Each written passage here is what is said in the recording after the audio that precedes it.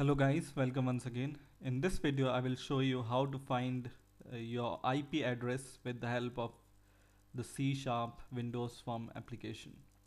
So by IP address what I mean is the local network which you are connected to, that IP addresses.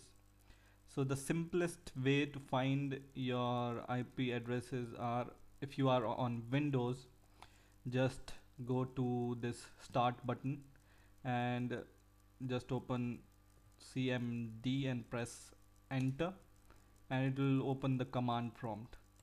And in here if you type IP config and press enter, it will show you the list of network IPs you are connected to. This is a local network IPs. So this is IPv4 address 192.168.0.103. So this is the IP address I'm talking about, and I have one more IP which I'm connected to is a virtual box host network which I created in VirtualBox. So that IP is 192.168.56.1. So I want to find, or I want to show these two IPs with the help of my C# application. So how can I do this? I will show you. So first of all, take a button and I will change its text as show IPs, and now I will just double click this button, and in here I will write the code. But first of all I will go at the top and I will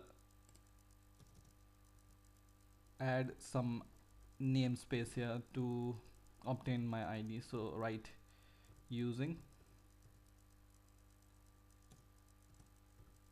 system dot net. Okay, so this namespace we are going to use in our codes, that's why just declare it at the top. Now once again double click this button, and in here you will write your code, and here we will declare some variables which are these. So write IP host entry and give it a variable name, in my case host, and then declare a string variable which will show the local IP address, or which will show the local IP address, is equal to some initialization. So I have done this question mark, and then write this, copy this host variable is equal to DNS dot get host entry, and in the bracket write DNS dot get host name bracket and bracket closed. Now in the next line what we will write is this code. So this is a for each loop, so just write a for each loop and declare for each, and in the bracket IP address IP in host dot address list.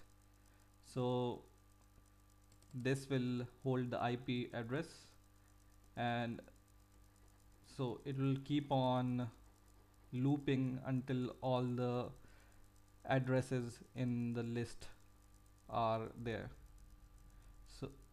So write this, and then in the next line write a if condition, and in the if condition argument you pass this IP variable dot address family dot toString is equal to, in the double quote write inter network.